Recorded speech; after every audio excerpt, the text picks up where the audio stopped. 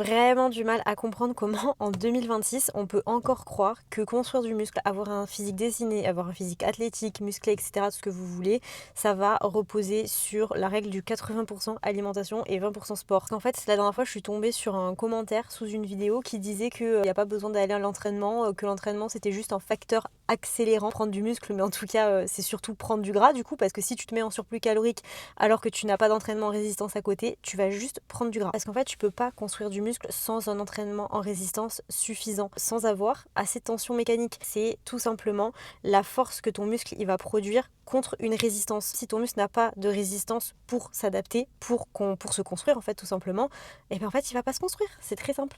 En fait, ce que je suis en train de dire, c'est que tes entraînements comptent tout autant que ta nutrition, ton alimentation. Je suis absolument pas d'accord quand quelqu'un dit que les muscles ça se construit dans l'assiette. Ils vont se construire grâce à des entraînements qui donnent tout simplement une raison à tes muscles de s'adapter. Bien sûr, grâce à une alimentation qui va pouvoir fournir les ressources nécessaires à ton corps pour répondre à la demande d'adaptation musculaire. Et d'ailleurs, l'erreur que je vois hyper fréquemment, c'est de commencer une prise de masse beaucoup trop tôt. Et quand je dis prise de masse, je parle de surplus calorique.